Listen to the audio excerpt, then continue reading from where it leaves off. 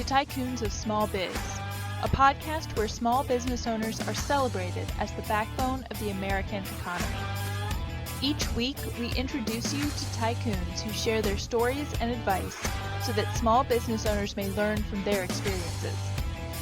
Tycoons is powered by Backbone Planning Partners. Join us now as our hosts connect you to today's Tycoons. Good afternoon, Tycoons, and welcome to today's episode of Tycoons of Small Biz. I'm your host here, as always, Austin Peterson, coming to you from Gilbert, Arizona. And today's guest, Jonathan Weathington, is coming to us from Wilmington, North Carolina. He's the CEO of Shuckin Oyster Bar. Jonathan, welcome to the show. Hey, Austin, thanks for having me. And as soon as I said that, I questioned, is it Weathington or Weathington? I can't remember. You nailed it, man. First time. That's fairly unusual. A lot of people like to add the ER, like I'm the weatherman, but no, you nailed it. Gotcha. Well, yeah, as soon as it came out of my mouth, I thought, oh crap, was that the right way or not? I couldn't remember for sure. We didn't rehearse that portion. That's right. Well, Jonathan, excited to have you on the show. Before we jump into kind of the business side of things and what you guys are doing at the Shuckin Shack, which I think is amazing. I told you during pre-qualification, we've wanted somebody from food services on for a while, just because food services was uniquely affected with COVID and had to pivot probably more than most. And so I'm really looking forward to kind of digging into that. But tell us about you personally. Tell us your history a little bit, and then we'll jump into Shuckin Shack and what you guys are doing. Sure. So I guess personal and professional at this point, it's kind of hard for me to separate those two things. I think, especially in a position like this and a fun brand like we have, those things are almost synergistic. I cannot tease one from the other. It takes over virtually every part of my life, which is a good thing. I have no complaints over that. But I've always been in customer service. I kind of grew up in the customer service industry on the retail side, and then switched over to bars for a little bit. But then after I finished my master's degree, I went into banking and tried to venture away, I guess, if you will, from frontline customer service and that side, and realized that's not really what I wanted to do. And so I joined Shuckin Shack. I knew the guys when they started the concept in 2007. I was actually working 2 doors down, one of the founders on another business, and I was managing that business for him.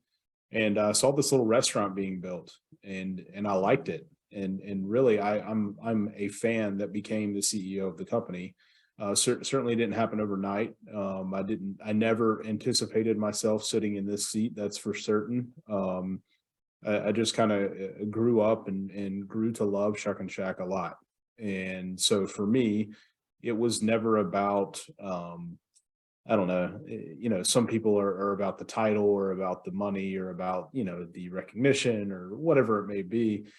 For me, it was just an opportunity to do what I love, which is be in the customer service sector. And in this case, it's in restaurants. And so that's a big part of my identity.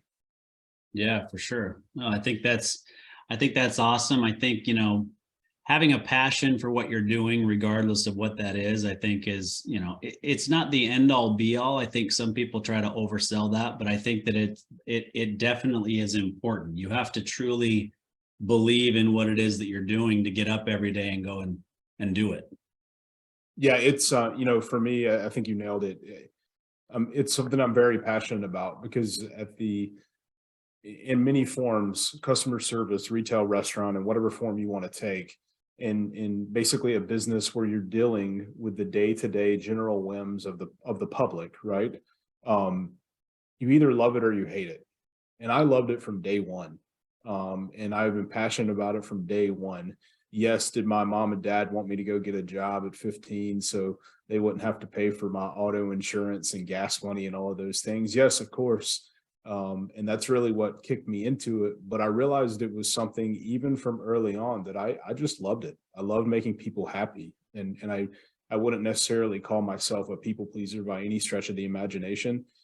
But I love that transactional relationship initially that builds into long-term customer loyalty. And I'm not talking about apps and, whatever rewards programs and email chains and happy birthday text messages and opt-ins and opt-outs and all that BS. I'm talking about true customer loyalty where a person has no question in their mind that they're going to visit you again the second they walk in the door. That's what we're after. Yeah. And I think that's the difference, right? I mean, you guys are in the full service restaurant segment, which is, was definitely hard hit the most during COVID. And so we'll kind of jump into that. But I find it fascinating that you went from, banking to restaurants. We did a pre-qual call. It actually might be a company that but we did a pre-qual call for somebody that's going to be on the show in a few months here. Yesterday, I think it was, for Old Mecklenburg Brewing Company. Have you heard of them? I've heard of them, but I don't know anyone over there. Yep. Okay. And well, anyhow, their COO, who's going to be on the show, he used to be he used to work for Moody's. He rated bonds. And now, now he's running this brewery, and I'm thinking, banking to restaurant, bonds to brewery. I mean, it's crazy to see, the journeys that people take. But I think that there are so many, business is business. It doesn't matter what kind of business you're in. You got to run it efficiently. You got to provide good service. You got to provide a good product, whatever the case may be. But I think we're seeing more and more of these people like you, who go and get a master's degree, who have this, quote unquote pedigree to work on Wall Street or to work in banking, whatever, but they just don't like it. Like, that's not what they want to do. And so they use those skills and that education in a different way to maybe even more professionalize this type of a business that isn't typically run by somebody who has an MBA or a master's degree of any sort. Exactly. I think that's probably an extremely accurate portrayal on my part. I've been fortunate enough and maybe bullheaded or stubborn enough, whatever you want to call it, throughout my career, even as a teenager and early in my, early 20s and going through grad school and working the whole time and then coming out of grad school, that, damn it, I was just always going to do what I wanted to do, and I wasn't going to compromise on it. And, sometimes the pay wasn't there, right? I was in an hourly job when many of my former colleagues were salaried, working for the government or working in these big jobs with full benefits and all this stuff. I just simply didn't care about it. I didn't have any desire to do something that I didn't like doing.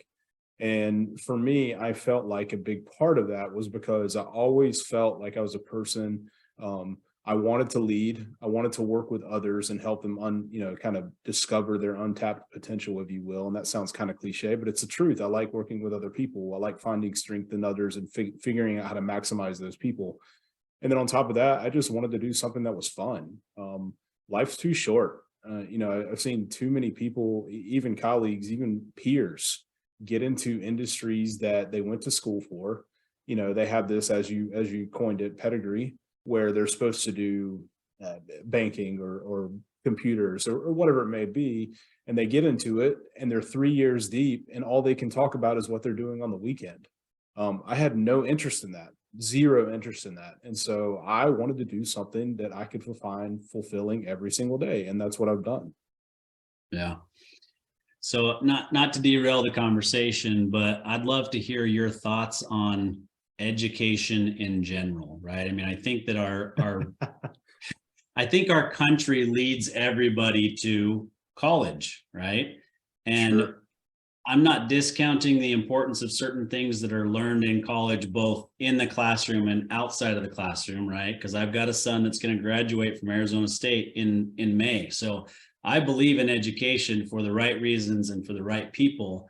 But I feel like our country, specifically over the last 15, 20 years, has made everybody feel like they have to go to college, and that's the only way to find success in our country. So I'd love to hear your thoughts on that. I don't think it's the only path to success. I don't have that thought process at all. I was a person that needed education. I was a person that needed that. For me, I needed that structure in my life. Quite frankly, a part of it, I needed to do it to prove to myself I could do it. That was a big part of it. And I think for many people, they need that structure, especially coming out of high school and however you grew up or whatever. Going to college, when I was coming out of high school, it was, well, that's just what you're going to do, right? I got good grades in high school. I was an excellent student. And so for me, there was never even a thought of doing anything but going to a 4-year university. And that was just, it was like, the first semester of your senior year rolls around and it's not even a question of, are you going to go get a job or are you going to go to college? It's a question of, which colleges have you applied to, and what is your SAT score, and blah, blah, blah, blah, blah. So, kind of fast forward, I think of education as a journey for some people. I don't think it's for everyone. My dad, for instance, he was very successful in the private and public sector. But he used to always tell me, he's like, the only A's I ever got were in PE and in lunch. And he had a 2-year associate's degree and, didn't do well in school, but he had all the soft skills necessary to be excellent at his job and the career path that he chose. And so I think education is a great opportunity for many people to teach hard skills, or at least basic hard skills that lead into foundational things for, the private sector, whether it's executive management or accounting. I want my doctor to have gone to school. Okay. That's that's just me, but I want my physician to have gone to school. But in my case, for instance, my degree isn't anywhere remotely related to hospitality. And however, I did have the soft skills and I developed the hard skills over time. So I don't think it's for everyone. I think it's overblown. I think, at times, many of my former classmates and colleagues have felt held ransom over student loans and all of those things. So we won't talk about that, but there's a lot of factors at stake and there's a lot of pressure, whether it's internal or external pressure. Yeah. Yeah, it's a couple of things that come to mind when you talk through that. It makes me think of my dad.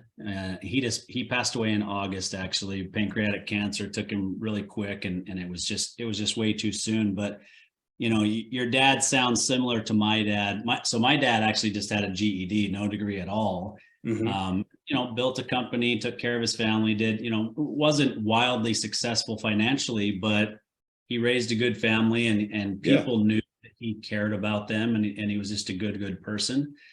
But what makes me chuckle a little bit is, you talked about your dad. The only A I got was in PE and lunch, right? I feel like certain dads just have those things that they just kind of, throw out all the time.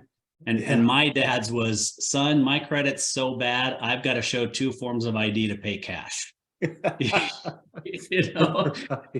was like, it just makes me chuckle. Sounds like, your dad and my dad are kindred spirits. Yeah, it's crazy that you say that. My dad passed in 2020 of pancreatic cancer in August. Wow. Yeah, that's a pretty small world on that front. But yeah, he was, practical guy, had the soft skills to push him through, even if the hard skills he had to develop over time. But yeah, I think going back to education and your anecdotal evidence to that is just that. It's like, it's not one path for everyone. We've been maybe taught too long that there's this assimilative process that has to happen with every single person that attends high school and graduates. And that's just simply not the case. That is simply not the case. Yeah, for sure. Well, and the other thing that I thought of, I don't remember how you said it, but something to the effect of, being held captive after you graduate because you got student loans and you got all this, kind of stuff that you spent the time, you spent the money, you spent the effort, all that to get that degree. And you're either, you're miserable or you're not working in your area of expertise or education anyhow. And so that makes me think of my son graduating and, he listens to this show from time to time. So maybe he'll hear this, but I kind of wonder, like, does he realize how lucky he is to be graduating with no student debt, right? Like, I'm a financial planner. So if I hadn't planned for his college education, shame on me. Shame on you, right? And he did some work along the way too, because he got some scholarships that helped as well. But, we kind of offset that with helping with cars and different things like that instead, because he had earned those scholarships. And so there was, incentive built in, but I still don't know if he realizes how blessed he is to be graduating fully debt-free, because that's just not the case for most people. It's not. And many people are kind of, you talk about equality versus equity, right? Many people don't start out from the same starting position. And for me, I was very fortunate. My parents paid for my undergrad. I paid for my own grad school through student loans. But I came up as soon as I got out. When I left grad school, I had a 4-year plan to pay every single dime back. And in month 47, I wrote my last check. And I did it because that was just something I wanted to chip away at immediately. You're talking about, 7.5% loan. it was about 40 grand worth of loans, a little bit more, which is way less than many people come out with. And so I said, Yeah. hey, if I'm going to beat this principal on this thing, this is how I'm going to do it in 48 months. And in month 47, I wrote the last check. But that, again, it goes back to being intentional with what you do. And I was bound and determined to do something I loved. And sometimes that meant sacrificing other personal financial decisions or business financial decisions or whatever else, because I prioritize things the way they needed to be prioritized. Yeah, for sure. All right, so let's jump into the Shuckin Shack side of things. So you guys are a full service restaurant. You have kind of a cool concept. So let's start there. Tell us what the concept is, kind of where you guys stand today, and what the view is for the next 5 to 10 years. Sure. So my 10-second elevator pitch, I don't even need a full minute. It's that if you like cold beer and you like fresh seafood, you're going to like us just fine. If you don't like either of those things, or at least one of those things, then what planet are you living on? No, it's not quite that bone dry, but it is. It's cold beer, it's fresh seafood. We try to create an authentic coastal experience, meaning for our servers, bartenders, every single person on our staff, including our managers. We don't have spiels when you walk into the restaurant. It's unlikely that you would ever hear welcome to the Shuckin Shack. I wouldn't invite you into my house and say, Austin, welcome to the Weathington household. Would you like to sit on the couch, or would you like to sit at the chair? Or how about the dinner table? Like, come in, sit down. I'll be with you in a second. What do you like to drink? That's kind of the experience that we're after. We want every single location to feel like it's the only one on earth that exists. We have no desire, quite frankly, very much altruistically, we have no desire to create another concept that feels like, oh, that's just another concept in Phoenix, or, oh, that's just another concept and here's a location in Austin or wherever it may be. So we create this authentic coastal experiences, the authentic coastal experience that really focuses around our people. We're going to deliver you great seafood. You're going to have great cocktails and cold beer and all of those things, along with a full service bar. But really, it's all about the people. That's how we've grown. That's how we'll continue to grow. It's because when you and your spouse and your son or your kids walk into one of our locations, we want you to feel welcome, and we want you to decide that you're going to come back before you leave. That's what we're after. Gotcha. So how many locations are open now? Where did it start? And then are those locations corporate owned or franchised or both? Sure. So we have 19 locations. 2 of them are company owned locations. The rest are all franchise. We started in 2007 in a 900 square foot location, which is basically a storage closet in Carolina Beach, North Carolina. Total occupancy of that store is 32 seats. Now we build them a little bit bigger now, just because the economics make sense to build them a little bit larger, but we still try to keep that small, kind of intimate feel, if you will, to create that authentic moment of thinking this is the only one on the planet that exists, and I really like this place. Cool. All right. So you guys are growing by leaps and bounds. The full service restaurant industry is not. So, I mean, basically over the last decade, my understanding is the full service restaurant industry is flat. Now, COVID probably plays a portion of that, right? Sure. But overall, as a decade, so that was 3 years of 10, there should still be some growth, presumably, because full service restaurants still did pivot, right? They did delivery, they did, all those other things to kind of the initial close down, close doors, figure out a way, still get your food out there and still make money. So, what are you guys doing differently that makes you guys on this type of a growth trajectory as opposed to flat like most full service restaurants? Yeah, I think one of the things that we're doing as a part of our training, as a part of even rewinding way back before we even open the doors, in fact, before we sign a lease, before we build a restaurant, when we're talking about our franchisees, our franchise partners, when we're bringing them into our system, we're having conversations with them around, hey, can you carry on a conversation with someone? Do you consider yourself a person that is a good conversationalist? Can you do this, right? And if you can, then you could probably be a good restaurant owner. Do you have the soft skills necessary to build your business? Meaning, is the first thought when you walk in the morning, oh, the temperature in the restaurant is not correct, the close last night was awful? Or is your first thought, hey, what can I do today to build my business? What can I do to get involved in the community? How can I call someone, or how can I get in touch with someone, or how can I make a social media post to bring more people in? Because I really and truly want to meet them, and I want them to be in love with my product and come back. So we have taken a human first approach. There's a lot of, and don't get me wrong, there are a ton of brands out there that have done a fantastic job of taking a digital first approach. I get messages on LinkedIn all the time. We're so impressed by your digital first approach. And my response is always, we don't have a digital first approach. We have a human first approach. For us, it's very much a human first approach. And I think that's what has built our customer base, is that people come to us and it's almost like rewinding time. Not in the sense that we're taking credit cards and we use the carbon copy slider machine, or we're doing cash only, or, the bathrooms are poorly lit, or whatever it may be. But we are rewinding time and taking all the stuff that holds you back from having a great experience within the restaurant. And we're not doing those things. We're making it as simple as possible, which, great food, excellent service, it never goes out of style. It's always a hot sector. It's always a hot segment of our industry. And if you can deliver on those two things, people will come back and they'll tell their friends, which is the most important thing.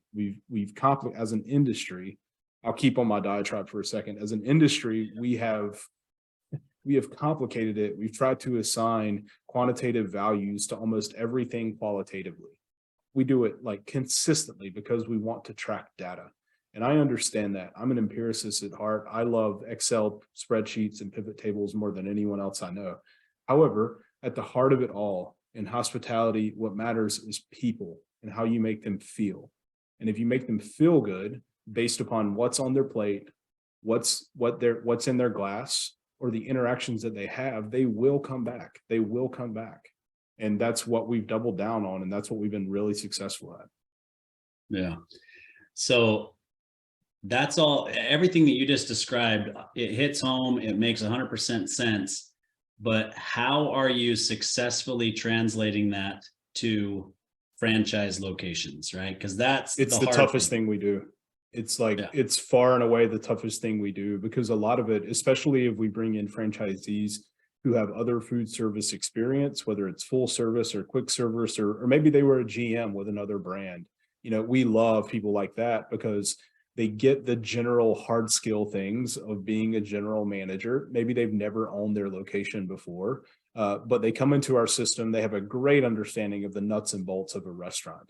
But the hardest thing we do for incoming franchisees is say, hey, there is not a systematic approach for you being a human being. Okay. Like you don't have to put aside your personality in this. Okay. We're not asking you to cover up your tattoos. We're not telling you that your hair has to be, in a tight bun of great appearance. We're not saying that you have to wear a logoed polo or a logoed baseball cap.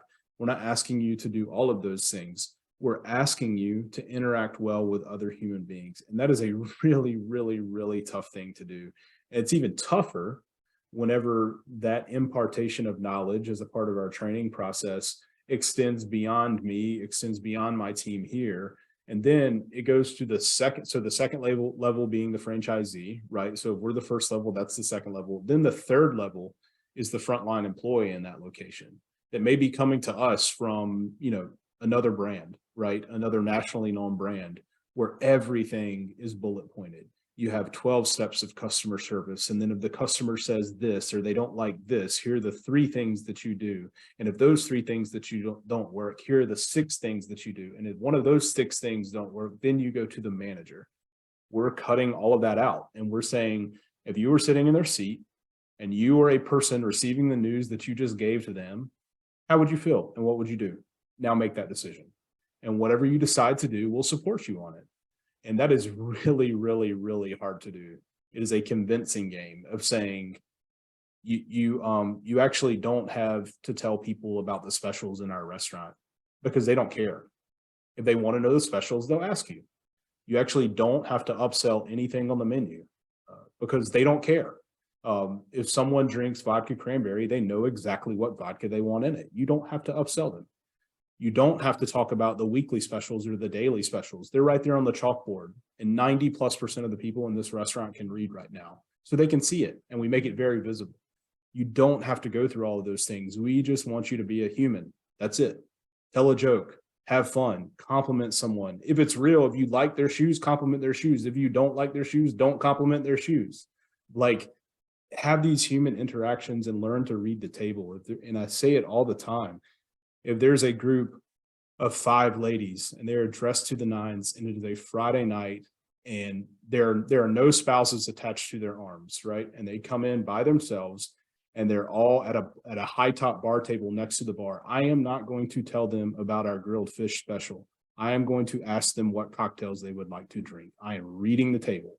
And so we're trying to convince our frontline employees, especially bartenders and servers, to do exactly that. So I guess, how are you doing that? And I'll kind of follow that up with, this is a generalization, so it's definitely not the case across the board, but the typical server in a restaurant is going to be 21 to 28 years old, right? And they've all grown up in the digital age. They use their phones more than they interact with people face to face. So how are you hiring people, first of all, to know that they can actually have these face-to-face conversations and engage with people to do this? And then the second part of that question is, how are you then making sure that they do it the way that you guys want to do it, as opposed to the way that, if they were servers before, they were trained to do it before? Yeah, the first question being, how are we hiring people? You know, obviously we don't hire for our franchise locations, but the feedback that we give our franchisees and some of the things that we coach on is hire for personality. That's kind of what we're after. Like, we can teach you the hard skills. We can kind of teach you the Shuckin Shack way. We can teach you all of those things that we feel make a great brand and make a great server or bartender or kitchen staff member.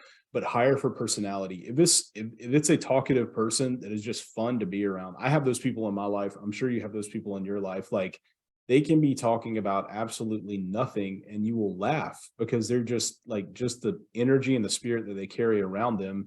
They could talk about, peanut butter, and it's funny. Everything they say is funny. Everything they do is funny. That's who I want to be a bartender or server, because they're just fun to be around. They carry a different air about them. The energy is there. And who cares if they haven't, if they don't know every oyster variety in the United States? Who cares if they don't know the difference in yellowfin or bluefin? We can teach all of that. What we can't teach is what they bring from a soft skills perspective. And so that's kind of some of the coaching that we're going through with our franchisees. And then beyond that, how do we assure basically that they're doing what we want them to do versus what they want to do? Is that we're doing, frankly, when it comes to, the cadence of training and some of the mechanical things of training, we're doing a lot of scenario stuff. And so we're putting people in situations where, hey, just like the scenario I gave you earlier, there's 5 ladies, they're sitting at a high top near the bar on a Friday night. They don't have a spouse on their arm. We're talking about those exact things. Give me your opener. What are you going to say, Austin, to that group of ladies if they're sitting at a high top near the bar? There's 5 of them. There's no spouse on their arm. They're dressed to the night. What's your opening line? And then we're going from there, because the opening line shouldn't be, "Welcome to Shuckin Shack." No, you don't have to do that. They know where they are. They saw the sign when they walked in. They planned their visit ahead of time. So it's at times it feels like pulling teeth, if I'm being totally honest with you, because sometimes we're breaking habits of people, which is the hardest thing to do. But it's the payoff is the aha moment for a lot of our frontline employees when they're like, "Holy smokes, I actually don't have to go through 25 bullet points and be fearful of a mystery shopper being here. And I didn't tell them about our Tuesday afternoon, 3 p.m. to 5 p.m. special." They don't give a shit about it. Sorry. They don't care about it, right? What they care about is, did they enjoy the food? Did they love the service? And are they going to come back? That's all that matters. Yeah. So logistically, how are you doing that? Is that being done in person during the interview process and training? Do you guys have videos that you're using for training? What does that look like? All of the above. So we have virtual training with a kind of our learning management system, which is essentially a video vault of training videos. A lot of our training is anecdotal. I still participate in most of our trainings, and I talk to people about, I'm asking very, very pointed questions to our servers and bartenders and kitchen staff. When I go in for a training, I ask people, give me an example of a time in a restaurant where you felt like the food was good, but that you will not return because the service was so bad. Let's talk about that. I want you to talk about it from the time you stepped in the door to the time you walked out. And then what we do is that over time, these stories start coming out, because when one person tells the story, the next person said, yeah, I went there and had the exact same experience. And then the next person sitting next to them said, well, I went there and I had a similar experience, but the food wasn't any good. So I don't know that I'll ever be back anyway. So we're trying to create this almost like this, like, I don't know, cognitive association with like a dining experience, right? And saying, okay, if you can keep that in mind when you're talking to your tables or you're talking to your bar guests, eventually it'll become second nature. What would you have done differently?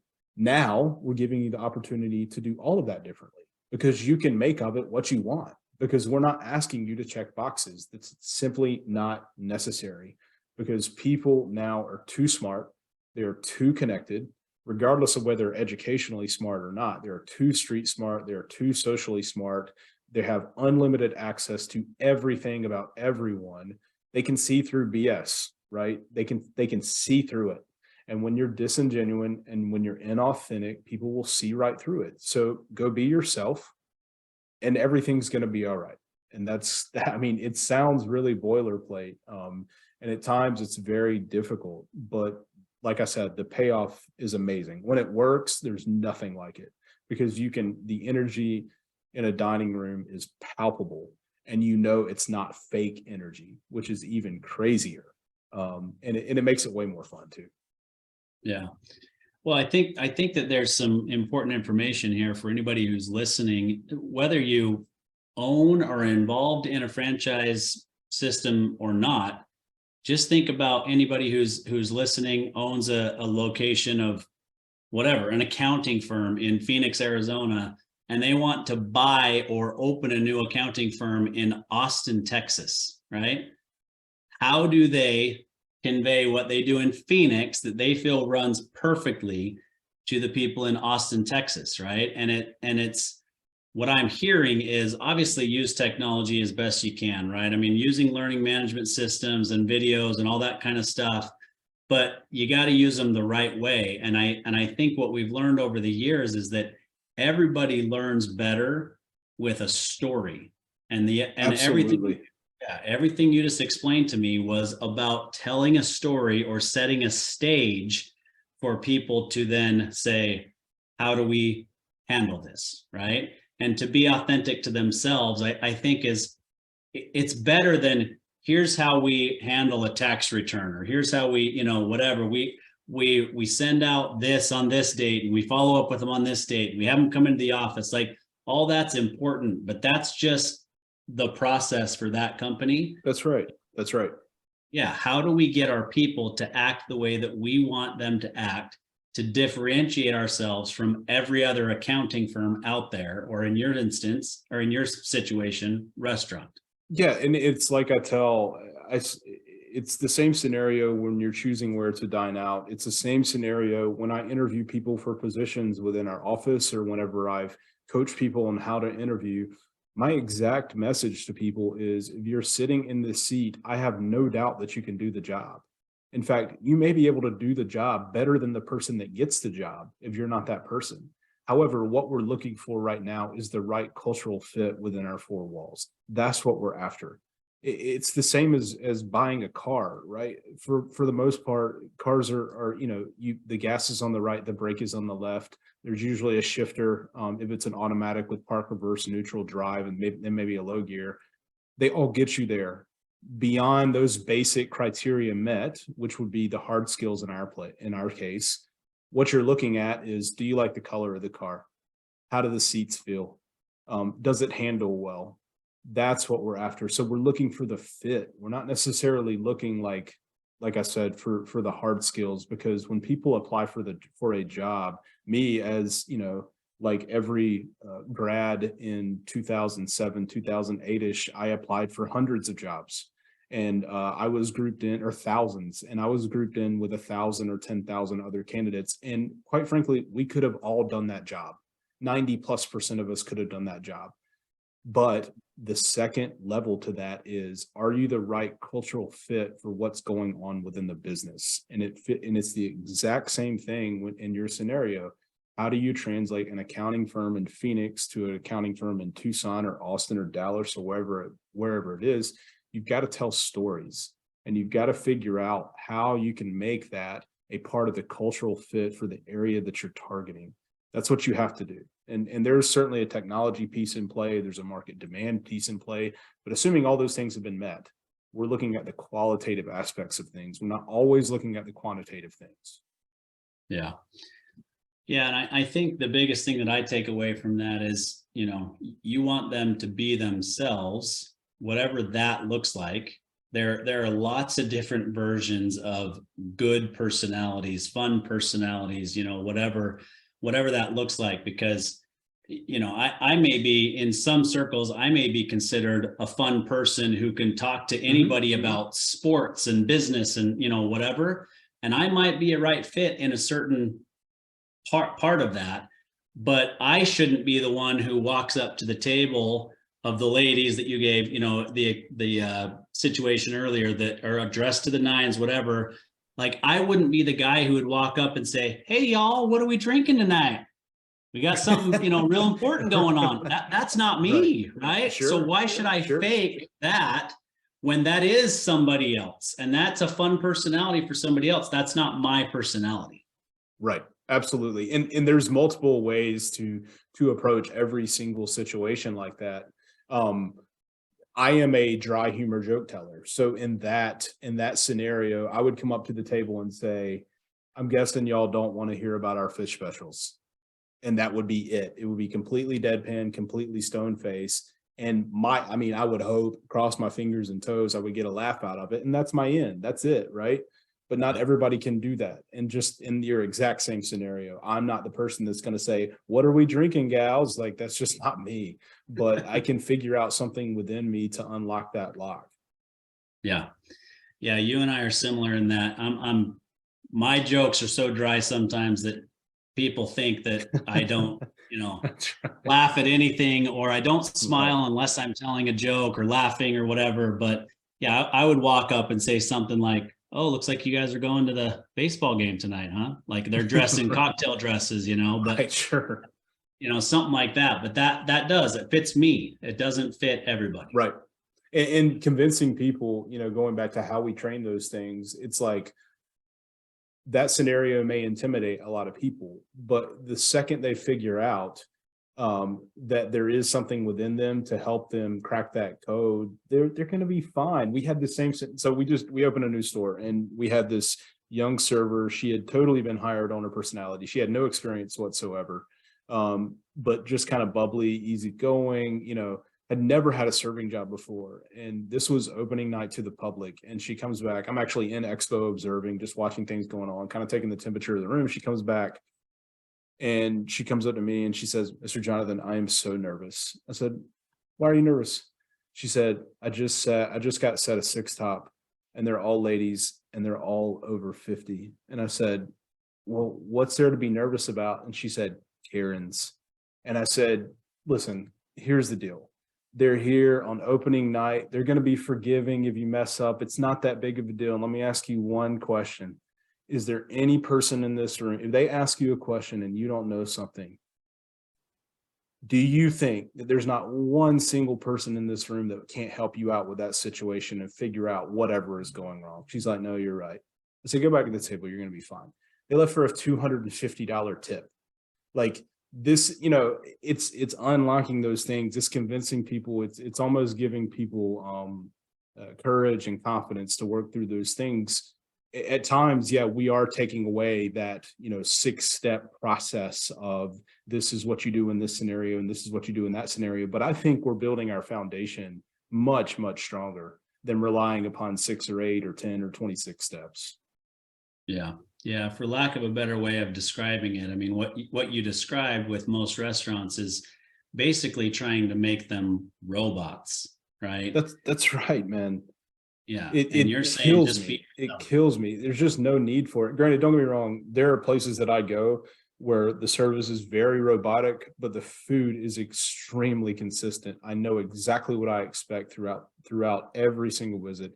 It's going to taste identical every time I get that food from the counter or every time I get it at the table. And I'm willing to go through the robotic service because it's never great, right? It's never going to blow me away and make me say, hey, this is probably a top 5 restaurant visit in my entire life. But it's also never going to be a bottom 5. It's going to be middle of the pack and it's consistent and solid. And sometimes you want that. And that's perfectly okay. Yeah. All right. So let's shift gears a little bit and talk about your guys's technology or anti-technology approach. Right. Nowadays in pretty much any restaurant that I go to, the pay machine is sitting on the table, right? Or Yeah. you can swipe the card yourself, or you can even order yourself on that, that technology. And for me personally, drives me nuts because it's a pain to deal with. Now, maybe paying the check I can get on board with, but asking me to order myself on a screen doesn't do it for me. Yeah, I think a lot of brands, especially even a little bit pre-COVID, you saw it coming into the end of 19, prior to COVID happening in 20, and then certainly middle of COVID and coming out of COVID, necessity was born for those types of things. They simply don't have the staff in order for one person to be running, 40 checks a night, and they're taking care of 7 tables when really the restaurant is really only designed for them to take care of 4 tables at a time. So I get it. Like, technology implementation was absolutely necessary for a lot of brands. We've been pretty anti-technology because again, going back, we're kind of rolling back time. We want it to feel like an authentic coastal experience, and you wouldn't walk in to an Oyster bar on the Panhandle and find a iPad at the table. It's not going to happen. And so we're not going to have it in our restaurants. We believe that people, when they come in for a full service dining experience, actually want full service, and full service being from a human who can make decisions, who can think with a brain, who can read the table, and who can accomplish all of those things that need to be accomplished. And quite frankly, if you're following our method, which is to say, if you're being authentic, it's you're going to create that guest connection. And if your check is a minute and a half later than it should be, than the best practice standard says it should be, because you've created that guest connection, that authentic guest connection on the front end, they don't care. They're going to love that their food was great. They're going to love that their beverage was great. And their conversation to their friend is going to be, the food was awesome. The beverages were really good. I had one too many. The check took like a minute too long, but who cares? I'm definitely going back. It's going to be passed over just like that. So there's no need for technological implementation in every facet of every business. We've just been against it because it's just not necessary in a really, really good dining experience. Yeah. So do you guys use actual handheld machines to pay the check at the table, or you still pick it up normally and go back to a machine? Pick it up and go back. I know, it's crazy.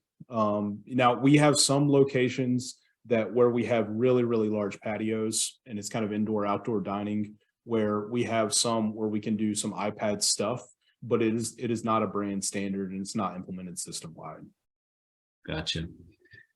All right. So let's talk about potential franchisees. I know you guys have, a pretty aggressive growth plan, what you guys want to do. So, tell us about the growth plan first, what you guys hope to accomplish in the next, call it 5 to 10 years.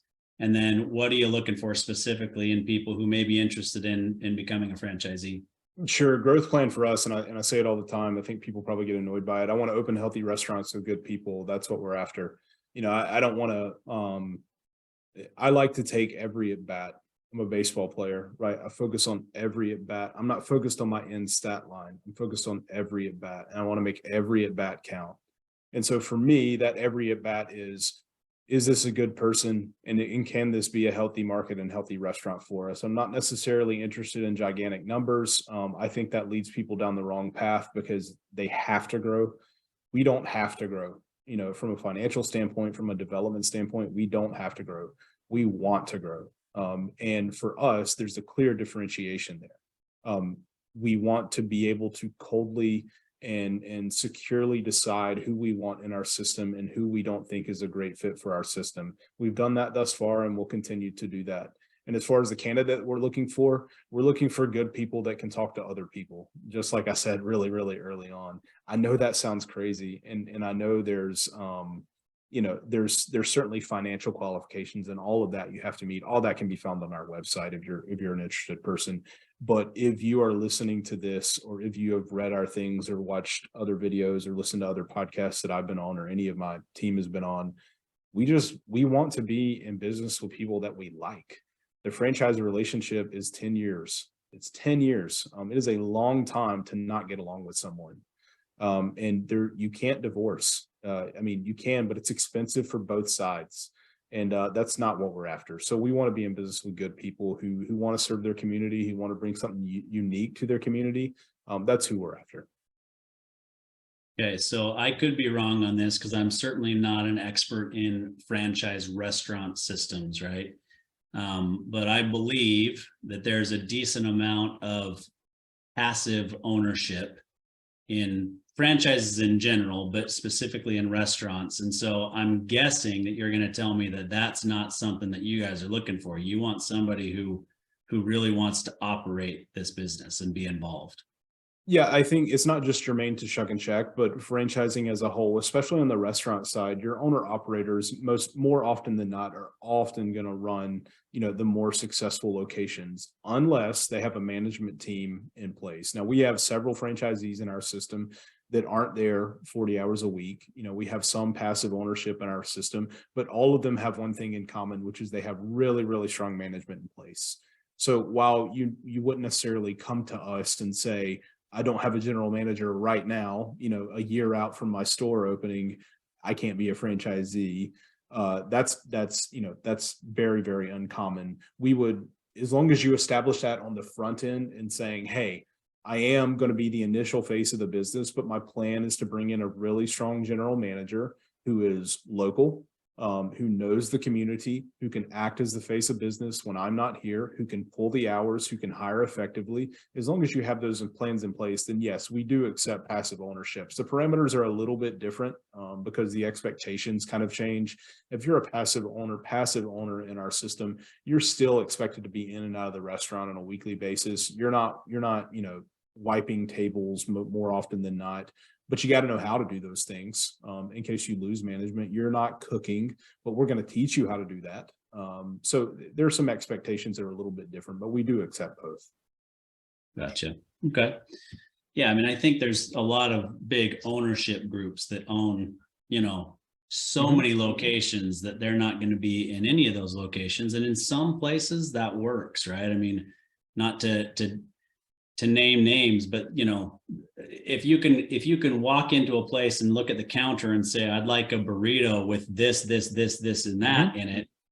I don't know that an owner has to be in that location on a regular basis for it to run. Absolutely not. Yeah, I agree with you totally. And I think restaurants are all built for different reasons, right? You look at gigantic brands like McDonald's or Chipotle or any of these other brands, like they're built for convenience and they have done a really, really, really good job at nailing it. They're built for speed of service. They're built for, this SOP approach of saying plug and play as far as the human being is concerned. If it's a smiling face and they're mildly pleasant and they can scoop something into something else, let's go. That's just not the way a lot of full service brands are built. We are definitely, yes, of course, we have standard operating procedures and an operations manual and all of those things, best practice things. But we're really after the human that's behind that position. So, every brand's built a little bit differently. We just happen to be a little bit more on the human side, I think. Yeah. All right. So at this point, what is your geographical reach in terms of locations, the 19 that you've got, and what's in a perfect world, what would be the plan to expand from there? Our geographical reach right now, we're primarily in the Southeast US. Our farthest western location is the Dallas area in Texas. We also have a Chicago area location, with more to come potentially in both of those markets. But, in a perfect world, like I said, great people. If you're a great person and you're in Omaha, Nebraska, and you're thinking Omaha does not have one of these things, and I know that I'm a good person and I know that I can serve that role, let us know, because I do think a restaurant success hinges more often than not on the person running that restaurant. I think it has, yes, there's a brand element to it and a brand differentiation to it, but there are a reason that many restaurants that are in very competitive spaces survive, mom and pop restaurants in particular, that survive for decades and decades and decades. It's because who's behind the counter. And so if you feel like you can be that person behind the counter, it really doesn't matter where you are. Now, practically speaking, we see most of our growth happening is continued in the southeastern US, Georgia, Florida, and then into Texas. And then of course, Tennessee, Kentucky, and Virginia, and all those other states. But if you're a good person and you feel like full service is a game that you want to get into, and you just want to be yourself and you're tired of wearing a tie, then yeah, that's kind of who we're after. It's funny you mentioned that tie thing. So, I mean, with what my business partner and I do for a living, most people that do what we do wear a tie, right? Absolutely. We don't. I haven't worn a tie outside of funerals, weddings, church, Sure. Whatever. I haven't worn a tie for business in well over a decade. Absolutely. And it's rare for me to be wearing anything other than a polo shirt, which is what I'm wearing right now. Mm-hmm. But in the winter, I wear like a quarter zip light fleece jacket most of the time. And I'm actually wearing what are called golf joggers, if you're familiar with, Yes. whatever, and tennis shoes. And that's me. And we're doing kind of the same thing that Shuckin Shack's doing, and saying, look, I don't have to dress like that for you to trust that I know what I'm doing in my day job, right? I'm going to show you who we are through our process and how we engage with you. Absolutely. And if you feel like I need to be wearing wingtip shoes and a three-piece suit with a tie to do that well for you, then I'm probably not the right person to do it anyway. Exactly right. We use a similar justification. It's like, one of the things that we say is that we're allowed to dress the way we dress and talk the way we talk because we're really damn good at all the other things that we do. So cut me some slack that I wear a pocket t-shirt most days. Okay. We know how to run restaurants really well. We know how to treat people really, really well. No one cares that I wear a pocket t-shirts, shorts, and hey dudes. No one cares. Do they care they have a great guest experience? If the answer is yes, and that's all that should matter. Yeah. Yeah, I agree with that 100%. I think that, I mean, we're seeing it relax a little bit with COVID. There are people in professional settings, banking, financial services, whatever, to where it's starting to relax, but it's still like, I've been in a Morgan Stanley office in the last couple of months, and it's still very much white shirt, tie, and jacket. Absolutely. Right. But again, that fits their brand, right?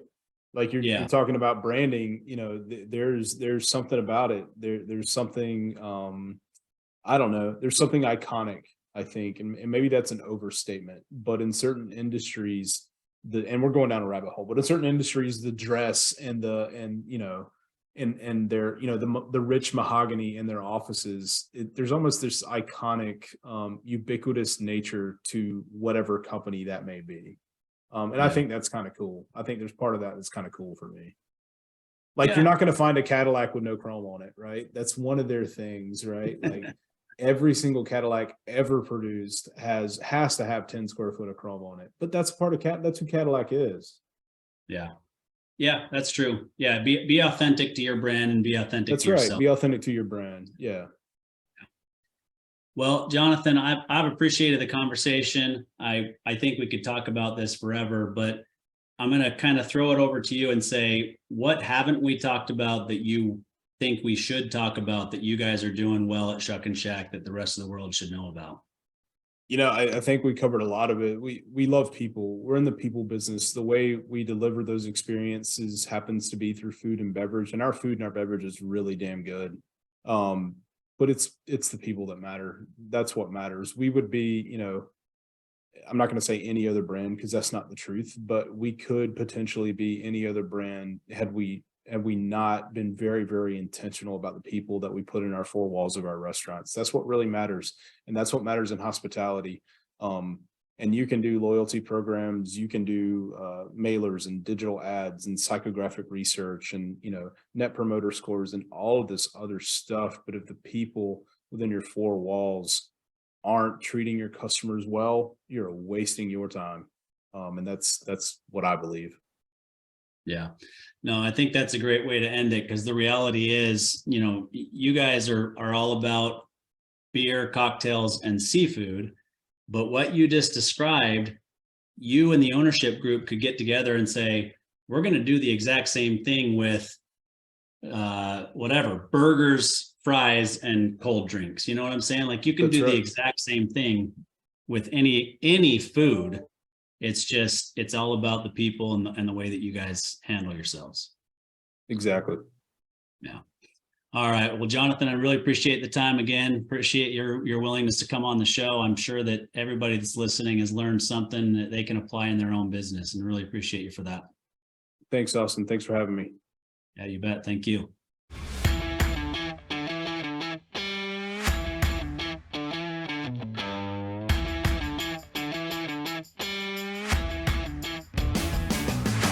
You've been listening to Tycoons of Small Biz, a podcast for small business owners by small business owners. Join us next week for an introduction to another great tycoon, and be sure to follow us on our social media channels for links to all of our episodes and great content.